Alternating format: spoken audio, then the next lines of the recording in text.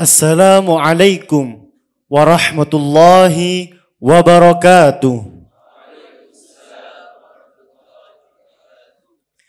Alhamdulillahi rabbil alamin. Wassalatu wassalamu ala ashrafil anbiya'i wal mursalin. Sayyidina wa maulana Muhammadin wa ala alihi wa sahbihi ajma'in. Amma ba'd. Alhamdulillah senantiasa terucap dari lisan kita. Karena hingga saat ini Allah terus menganugerahkan kita nikmat iman, Islam, serta nikmat kesehatan. Salawat dan salam semoga tetap tercurahkan kepada junjungan kita Nabi besar Nabi Muhammad sallallahu alaihi wasallam. Dan yang senantiasa kami ta'zimi guru mulia kita, Syekhuna Kiai Haji Lutfi Basari, pengasuh pesantren ilmu Al-Quran Singosari Malang, selaku narasumber kita dalam acara dialog yang ke-14 ini. Matta'anallahu bituli hayatihi syarifah. Pak Kiai, saya mau bertanya, sebagaimana yang sedang trending sekarang, bagaimana hukum jika kita melakukan sholat Jumat 2 kali dalam satu waktu berdasarkan nomor HP ganjil genap? Pertanyaannya, hukum melaksanakan sholat Jumat 2 kali dalam satu tempat ya, di satu masjid. Begitu ya. Misalnya jam 12 itu adalah orang-orang yang mempunyai nomor HP akhirannya ganjil. Sampai selesai. Kemudian jam 1 selesai. Kemudian berikutnya mulai jam 1 dan seterusnya pesertanya atau jamaahnya adalah pemilik HP dengan nomor genap. Begitu yang ditanyakan. Dalam satu masjid ya. Ya kalau menurut mazhab Syafi'i tidak sah yang kedua. Batal yang kedua itu. Ya, begitu kalau kaidahnya menurut mazhab Imam Syafi'i ini banyak diterangkan di kitab-kitab fikih. Begitu. Sebenarnya sholat yang terjadi di wilayah-wilayah musibah pandemi itu yang ada qaul bukan dilaksanakan 2 kali. Tapi diperbanyak tempatnya. Begitu. Jadi sementara waktu qaul yang paling sahih atau paling muktamad itu mengatakan bahwasanya sholat Jumat harus diadakan di dalam masjid yang sah dipergunakan untuk iktikaf atau mungkin lebih mudah kita katakan masjid jamek gitu ya. Masjid besar, ya bukan musola atau apa kita mengatakan surau, bukan, tapi masjid. Itu pembahasannya panjang lebar, saya tidak akan membahas dalam hari ini ya, tentang syarat-syarat diperkenankannya tempat atau masjid untuk sholat Jumat atau tempat untuk sholat Jumat. Tapi secara ringkas, sholat Jumat itu sah dilakukan di dalam masjid, kan begitu ya, termasuk. Nah ini pendapat yang terkuat. Tapi ada juga pendapat yang mengatakan sholat Jumat itu boleh dilakukan di luar masjid. Apalagi kalau dalam keadaan darurat. Darurat itu termasuk ini darurat di samping ada wabah penyakit ya. Kalau di suatu tempat itu tidak aman. Begitu. Ada satu wilayah tidak aman. Nah, kemudian ada satu kelompok orang bahkan jumlahnya cuma 10.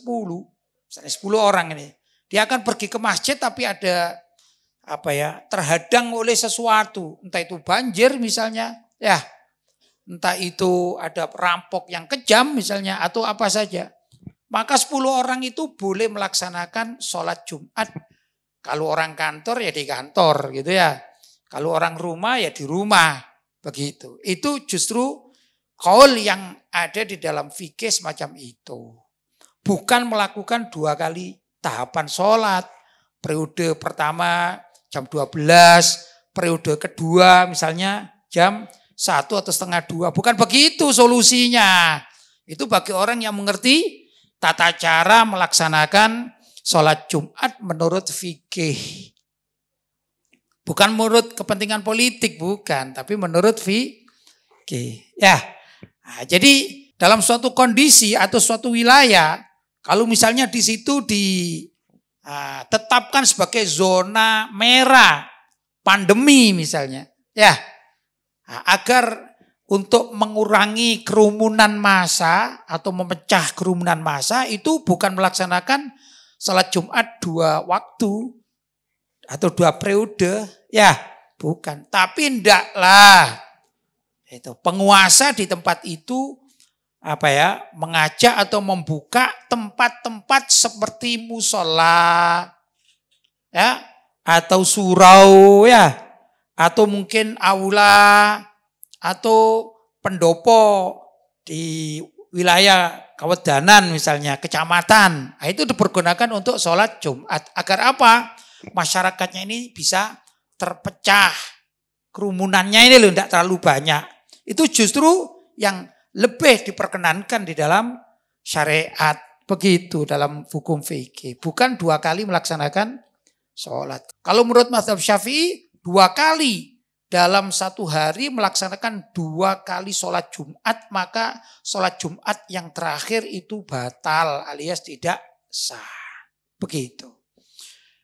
Memang ada kondisi tertentu, yaitu tatkala masyarakat muslim itu berada di wilayah minoritas.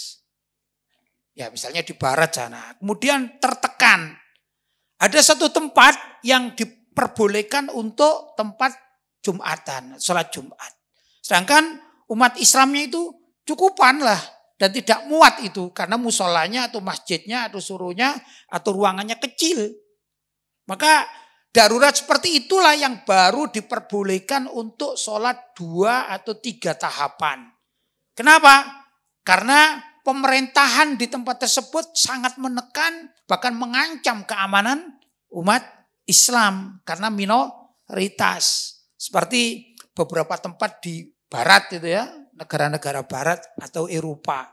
Itu pernah terjadi umat Islam melaksanakan sholat Jumat 2 atau 3 tahapan. Cuman itu karena darurat. Ya, kan tidak bisa dia melaksanakan satu waktu di tempat yang berbeda. Enggak ada. Bahkan akan ditangkap, bisa-bisa dibunuh. Nah ini barulah darurat semacam ini, darurat yang diperbolehkan untuk melaksanakan sholat Jumat. Berapa tahapan? 2 atau 3 tahapan sesuai dengan kondisi masyarakat Islam atau umat Islam saat itu. Jelas ya? Kalau di Indonesia, kita ini punya tempat musola banyak, surau-surau juga banyak, atau ruang-ruang umum juga banyak. Bahkan saya pernah melihat ada satu video, karena ke masjid itu tidak boleh ya untuk sholat Jumat, maka mereka mengadakan sholat Jumat di mall.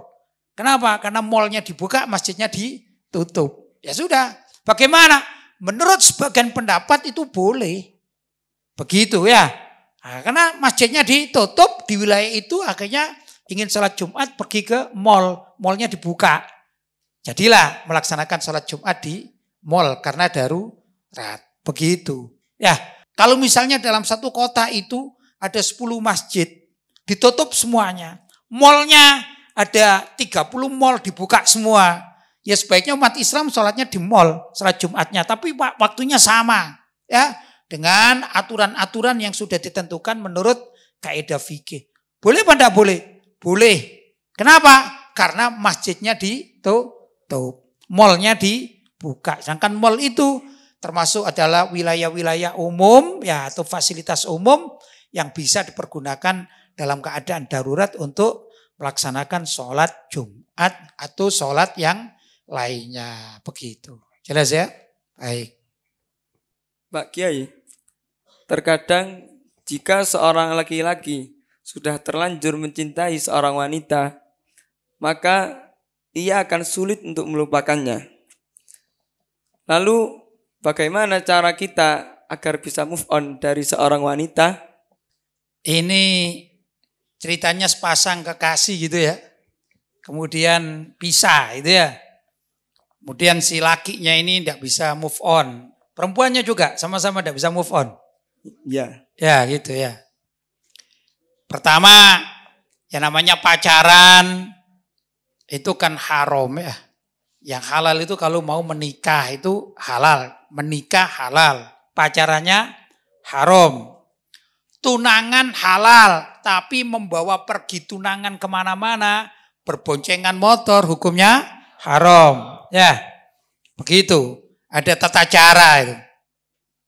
Kalau ada seorang, entah laki-laki maupun perempuan, kemudian pisah dengan kekasihnya, entah apa sebabnya, kemudian tidak bisa move on, alias tidak bisa melupakan pagi, siang, malam sampai kurus gitu ya. Nah, itu caranya bagaimana untuk biar bisa melupakan kekasihnya itu. Pertama dia harus yakin, saya pacaran ini haram, dosa.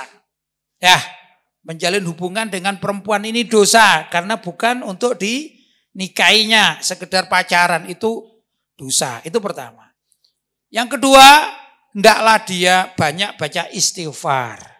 Karena istighfar itu akan menghapuskan dosa. Di samping baca istighfar juga hendaklah dia membaca sholawat kepada Nabi Muhammad SAW. Sambil belajar kitab sirah atau sejarah hidup Nabi Muhammad SAW. Terutama kitab Syama'il. Apa itu kitab Syama'il? Yaitu kitab yang menerangkan tentang sifat-sifat Nabi Muhammad secara langsung. Entah itu secara fisik, bagaimana sih kondisi Nabi Muhammad secara fisik, begitu ya. Bagaimana rambutnya, bagaimana wajahnya, bagaimana tubuhnya, ya dah. Bagaimana cara jalannya, begitu ya. Ini secara fisiknya Rasulullah SAW. Yang kedua, kitab Syama'il juga membahas tentang sifat-sifat Rasulullah SAW.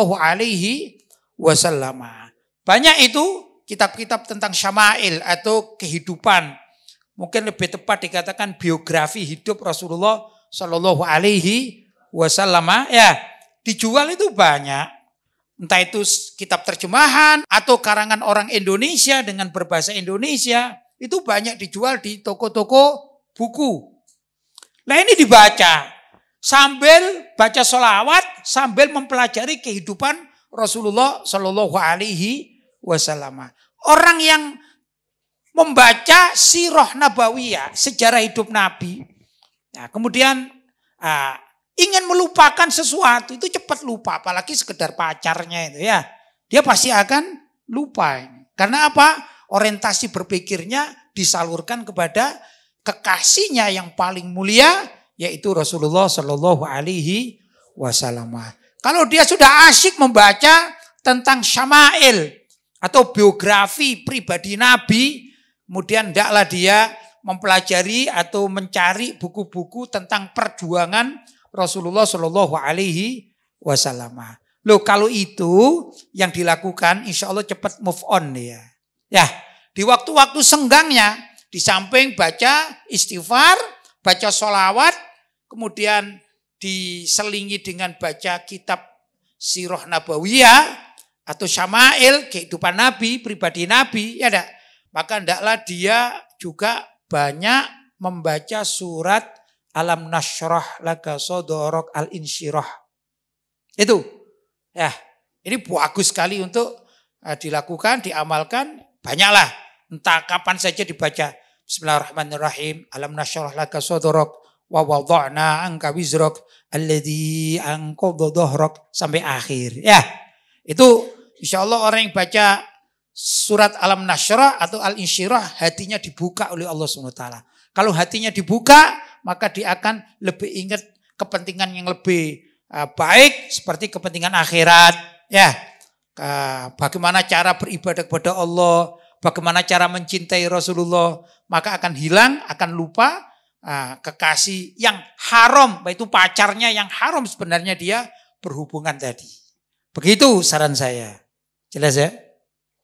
Pak Kiai, Sebagaimana yang kita ketahui, di berbagai tempat banyak orang-orang yang melakukan jual beli tokek dengan alasan untuk pengobatan ataupun yang lainnya. Yang saya tanyakan, apa hukumnya jual beli tokek? Pertama, kita harus tahu bahwa tokek itu di dalam bahasa fikih tergolong sebagai hewan hasyarat. Apa hasyarat itu? Hasyarat adalah hewan yang menjijikkan kalau dimakan. Siapa yang jijik? Secara umum, bukan orang per orang. Ya, jadi kaidah umum mengatakan orang yang makan cicak, makan tokek itu geli atau jijik. Ya, maka karena urfan kaidah umum itu mengatakan tokek menjijikkan, jadi hukumnya haram memakan tokek begitu. Ya, ini dalam kaidah fikih. Sudah, kecuali untuk darurat. Bagaimana darurat? Kalau zaman dulu saya pernah tahu sekali orang-orang zaman dulu itu kalau punya anak kecil kemudian ini sakit gatal, skebis atau juga godek barangkali begitu ya. Nah, itu oleh orang tuanya dicarikan cicak, kemudian cicak ini digoreng begitu tanpa pakai minyak, kemudian menjadi gosong. Ya, kemudian dia diaduk bersama dengan kopi. Jadi kopi mengandung cicak. Anaknya nggak tahu. Ya, kemudian anaknya suruh minum kopi. Lah itu bisa merontokkan gatal-gatal. Ini namanya untuk pengobatan. Ya, dalam keadaan darurat. Boleh apa enggak boleh? Boleh kalau untuk pengobatan dalam keadaan darurat. Baik cicak maupun tokek, enggak apa-apa, sama itu ya. Nah, itu pertama. Yang kedua, kalau bicara tokek yang pernah saya baca menurut ilmu kedokteran ini ya, bahwa tokek itu mempunyai satu zat namanya serum. Dalam tubuh tokek itu ya, ada serumnya tokek. Nah, serum tokek ini biasanya dipergunakan oleh dunia farmasi. Jadi orang-orang apotek gitu ya, kan dunianya dunia farmasi. Itu dikelola sedemikian rupa untuk banyak hal kepentingannya. Jadi orang jualan tokek, sudah ya, jualan tokek itu diambil serumnya. Karena ada tokek sekarang yang sampai 1 meter gitu ya. Itu bukan dimakan tokeknya, bukan, tapi diambil serumnya. Begini, menurut kaidah fikih, barang atau sesuatu yang tidak bisa dimakan semacam hasyarat, ya, jika tidak ada manfaatnya maka haram dijual belikan. Misalnya kecoa. Kecoa itu hasyarat, menjijikkan, tidak ada manfaatnya, maka haram juga diperjual belikan. Begitu. Tapi tatkala ada suatu kondisi, sebut juga saya contohkan cacing. Cacing ini termasuk hasyarat yang menjijikkan. Ya. Secara umum orang kan jijik makan cacing. Tapi tatkala ada kondisi cacing bisa dimanfaatkan seperti dimanfaatkan untuk pakan ayam, pakan burung, pakan ikan hias. Maka selagi ada manfaat selain untuk dimakan yang haram tadi itu, dimanfaatkan untuk sesuatu yang lain seperti cacing untuk ikan hias, maka boleh diperjualbelikan. Demikian juga tokek. Tokek kalau dianggap ini hasyarat dan hasyarat itu haram dimakan, ya dah, maka dia tidak diperkenankan, tidak diperbolehkan untuk diperjualbelikan. Tapi tatkala tokek itu menurut ilmu kedokteran mengandung serum, ya, maka dengan adanya serum yang dibutuhkan dalam dunia kedokteran, bolehlah tokek itu diperjualbelikan atas asas manfaat namanya. Begitu ya. Tapi bagaimana kalau tokek dimakan demikian? Yaitu menjijikkan jadi haram. Suka tokek mungkin dimakan enggak? Oh, alhamdulillah sama dengan saya ya. Jadi makan itu adalah kalau kita daging ya, daging sudah jelas halal haramnya itu ya. Pertama yang halal seperti ayam. Lebih kecil lagi seperti burung. Ada kriteria burung yang boleh dimakan. Ya, burung emprit, burung kutilang, burung trucuk itu boleh. Burung jalak yang paruhnya tidak bengkok, ya, bukan paruh bengkok itu boleh dimakan. Atau ikan, ya, ikan sungai, ikan laut kan boleh dimakan itu ya. Atau ayam, unggas, itu boleh dimakan. Atau daging kambing, daging sapi, daging onta. Kalau daging kuda itu boleh dimakan walaupun makruh, daging kuda. Tapi ada hewan yang sekeliling kita ini gampang ditangkap tapi haram dimakan dagingnya. Kucing misalnya, tidak boleh. Ya gak usah makan kucing kan gitu. Insya Allah tidak mati, tidak makan kucing ya. Ya, hanya orang-orang yang rakus saja kucing dimakan, anjing dimakan, ya, tokek dimakan. Ini orang-orang rakus saja. Tapi kalau tokek diperjualbelikan untuk bahan yang dibutuhkan dalam ilmu kedokteran, jadinya jelas ya? Baik. Pak Kiai, biasanya pada saat hari raya terdapat tetangga kita yang non-muslim memberikan hadiah kepada kita. Pertanyaannya, bagaimana hukumnya menerima hadiah dari seorang non-muslim? Orang non-muslim atau orang kafir ya, itu kalau mereka tidak mengadakan ritual agama mereka, tidak mengadakan ritual, dalam keadaan biasa-biasa saja, hidup bertetangga. Saya contohkan, ada seorang non-muslim atau kafir agamanya selain Islam, punya pohon mangga. Ya, mangganya itu berbuah lebat. Ya. Kemudian saat tertentu karena sudah matang diambillah mangga tersebut. Kemudian dibagi-bagi ke tetangganya. Kebetulan tetangganya muslim. Bagaimana tetangga ini yang muslim menerima hadiah dari orang non-muslim? Dalam keadaan seperti tadi boleh. Karena mengambil mangga itu kan bukan ritual.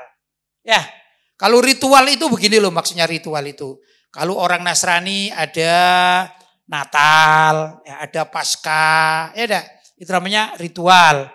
Kalau di Hindu itu ada galungan misalnya, ada nyepi, ya itu namanya ritual.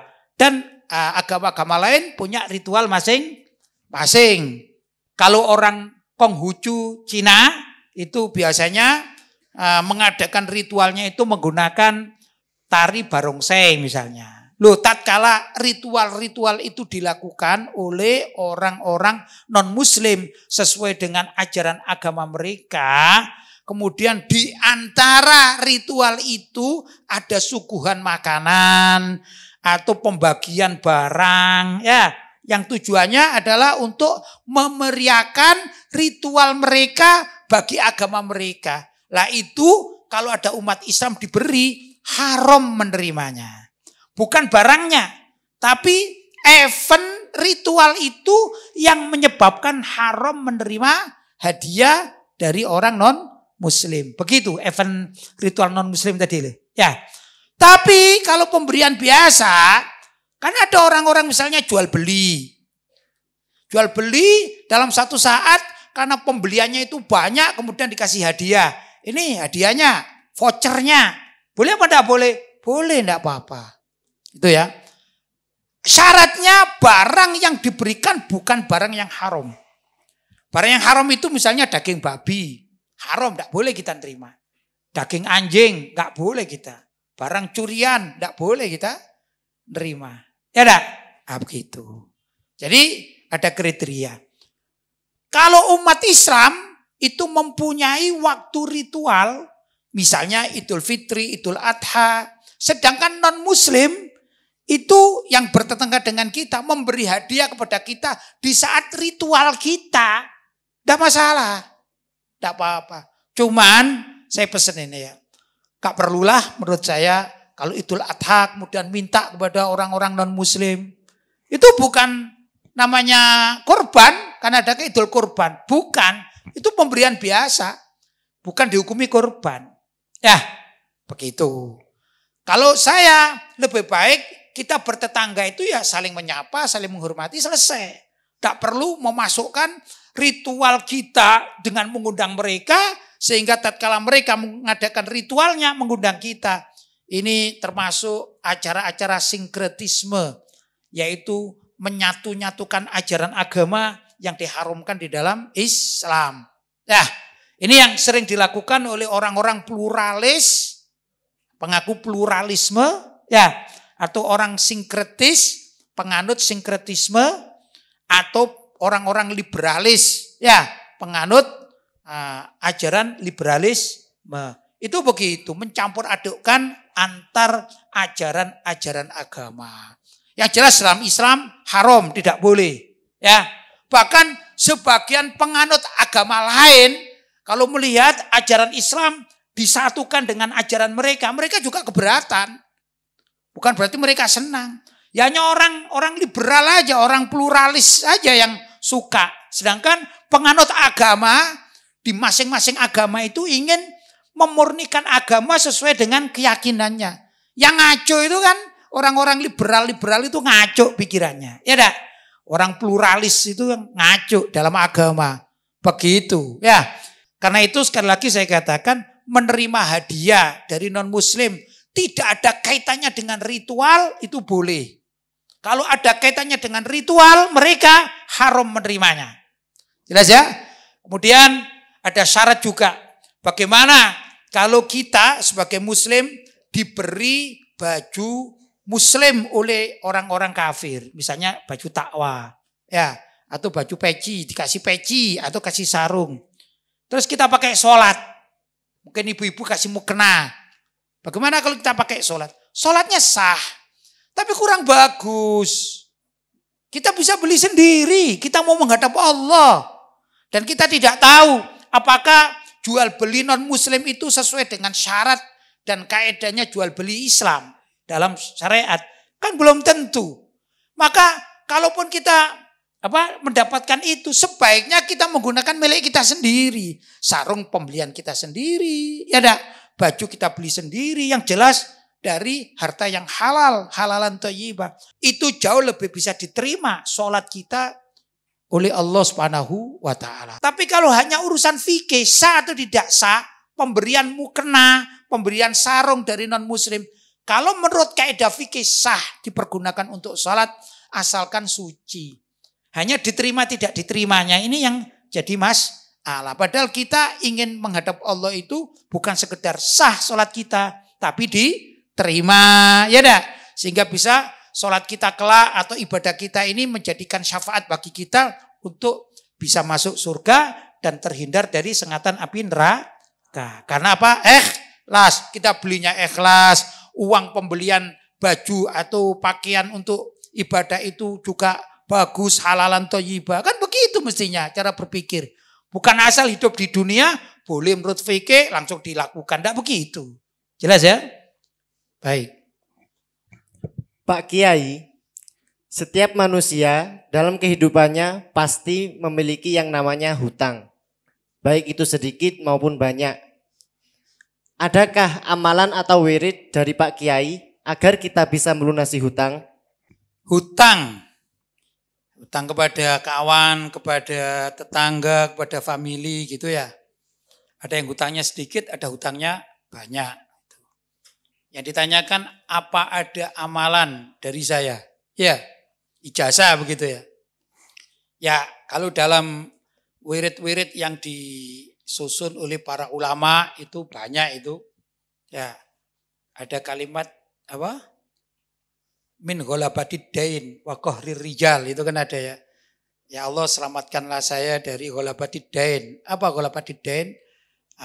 Kebanyakan hutang kan gitu ya. Itu ada zikir-zikir itu ada dicari. Tapi ada juga wirid kalau saya ijazahkan pada kalian ya. Baca 2 ayat ini. Ini dalam surat Ali Imran ini ya. Bismillahirrahmanirrahim. Qulillahumma malikal mulki tu'til mulka man tasya wa tu'izzu man tasya wa tudhillu man tasya biyadikal khair innaka ala kulli syai'in qadir. Itu 1. Ayat bawahnya tulijul laila fin nahari wa tulijun nahara fil lail wa tukhrijul hayya minal mayyiti wa tukhrijul mayyita minal hayyi. Terus wa tarzuqu man tasya bighairi hisab. Begitu. Ini 2 ayat dibaca. Kalau bisa dibaca setiap habis sholat, cari waktu. Kalau mampu membaca 7 kali misalnya, baca 7 kali. Ya enggak? Kalau sudah enakan 7 kali, kita sudah terbiasa baca 7 kali, sedangkan kita masih belum bisa bayar hutang, ditambah menjadi 11 kali. Begitu ya. Hitungan ganjil kan sunnah. Kemudian kalau ingin lebih dari 11 kali, karena hutangnya banyak ini, maka boleh menjadi 21 kali setiap habis sholat. Begitu ya. Setelah 21 kali ditingkatkan lagi menjadi 33 kali. Begitu.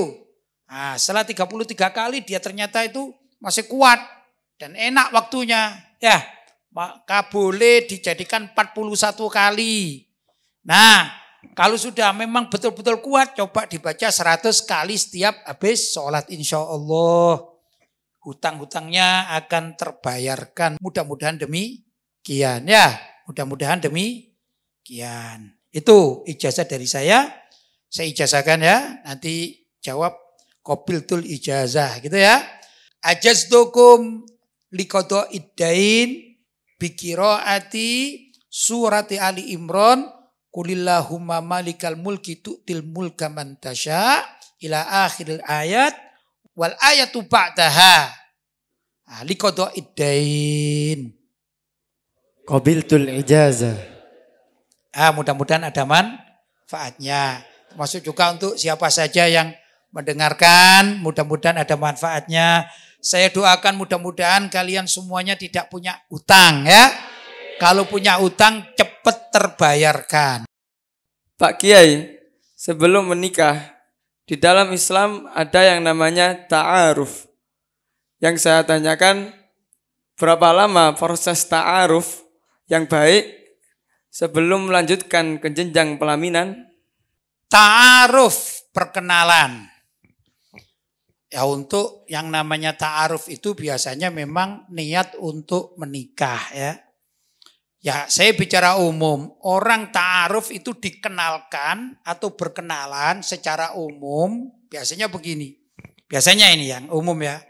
Misalnya kita tidak kenal kepada seorang wanita, kemudian diantarkan, entah itu oleh keluarganya, seperti paman atau orang tua atau temannya, ya sahabatnya diantarkan.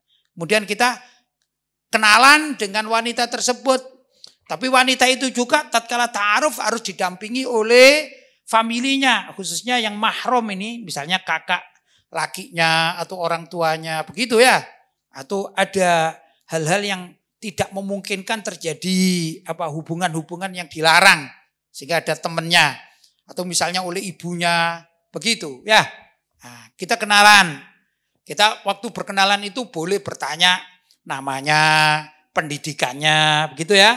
Boleh kita berjumpa misalnya seperempat jam, setengah jam untuk melihat wanita tersebut. Itu bagi wanita yang belum kita tahu wajahnya bagaimana, belum kita kenal. Maka kita diperkenalkan. Ya mungkin prosesnya sekitar 1 jam. Umumnya kalau saya katakan adat di Indonesia ini, ada orang laki-laki yang diajak ke rumah wanita tadi. Misalnya laki-laki itu calon ya, calon kemanten gitu ya. Wanitanya juga calon kemanten. Bertamu atau diajak bertamu kepada calonnya itu. Kemudian si calon wanita ini oleh keluarganya diperintah untuk menyuguhkan misalnya minuman, makanan, begitu ya. Sedangkan si laki-laki, anak laki-laki itu sambil melihat si wanita itu keluar masuk, begitu umumnya. Ya, bahkan di masa itu boleh seorang laki-laki itu minta agar rambut wanita ini dibuka tanpa jilbab karena tujuannya untuk menikah. Ya, supaya tidak tertipu. Begini, orang laki-laki kan macam-macam. Ada orang laki-laki yang suka wanita rambutnya lurus. Ada laki-laki yang senang wanita rambutnya keriting misalnya ya. Jangan sampai salah. Karena ketutupan jilbab saja nggak bisa ngelihat rambutnya. Begitu menikah nyesel, jangan. Maka boleh. Ya, termasuk juga boleh laki-laki tatkala ta'aruf atau kenalan melihat itu, melihat telapak tangannya si wanita. Jangan sampai begini. Ada laki-laki yang senang wanita itu misalnya tangannya ya biasa-biasa saja, bahkan cenderung kasar. Kenapa? Oh berarti anak ini suka kerja. Dia senang. Tapi ada juga laki-laki yang lebih senang melihat tangan wanita yang halus misalnya. Oh ini adalah bagus, saya suka demikian. Tergantung setiap orang beda-beda kriteria mencintai seseorang. Kan begitu. Maka boleh melihat pada batas-batas tertentu. Ya, nah, sebut sajalah 1 jam. Ini umumnya orang bertamu melamar, bukan melamar ya, bertanya, menanyakan. Itu 1 jam. Sudah? Itu namanya ta'aruf. Paham ya? Nah, umum di masyarakat setelah ta'aruf itu, maka keluarga wanita menunggu jawabannya lanjut atau tidak lanjut, begitu. Kalau lanjut ya sudah, nanti ada proses lamar, ya lamaran ada sampai jenjang pernikahan. Tapi kalau tidak lanjut, maka si wanita itu andai kata dilihat oleh lelaki lain boleh untuk menampakkan diri atau berkenalan. Tapi dalam proses ta'aruf maka tidak boleh wanita itu menerima semua laki-laki untuk melihat dirinya, nggak boleh. Jadi diselesaikan dulu dengan 1 orang. Maka diberi batasan waktu. Umumnya seminggu. Paling lambat sebulan. Paling lambat sebulan. Sejak ta'aruf menunggu 1 bulan. Kalau 1 bulan itu biasanya dari pihak perempuan sudah mulai pesimis. Wah, jangan-jangan sudah nggak jadi, begitu. Biasanya ada inisiatif dari pihak perempuan untuk menanya kepada pihak laki-laki. Gimana setelah ta'aruf ini lanjut apa tidak lanjut, begitu. Tapi kalau masih seminggu, 2 minggu biasanya orang atau pihak perempuan menunggu. Sunnahnya memang menunggu. Tapi kalau 1 bulan ini kerepotan juga. Bagaimana kalau ada orang lain nanti akan masuk, akan meminangnya. Kan begitu ya. Jadi setelah ta'aruf anggaplah maksimal 1 bulan ya untuk melanjutkan jenjang yang lebih dekat yaitu lamaran. Gitu ya. Lamaran atau tunangan, khitbah namanya. Khitbah atau apa? Tunangan. Sudah? Itu begitu.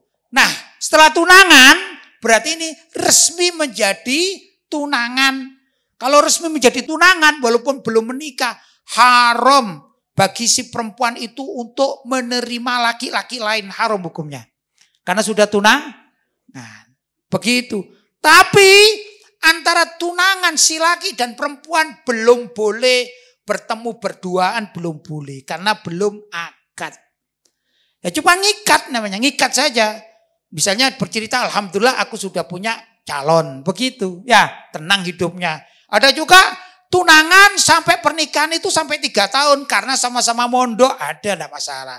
Untuk urusan tunangan sampai menikah, ini tergantung dari kesepakatan keluarga laki-laki dan keluarga perempuan. Tidak ada masa yang menentukan. Kalau untuk ta'aruf ini perlu ada waktu atau deadline waktu karena rawan terjadi fitnah.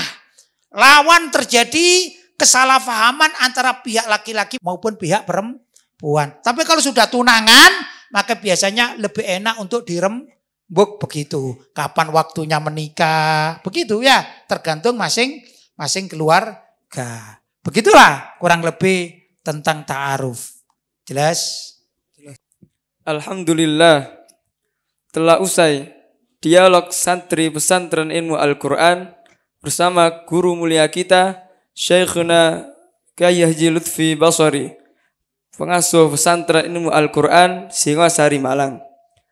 Semoga ilmu yang beliau berikan menjadi ilmu yang bermanfaat dan barokah untuk kita semua. Amin.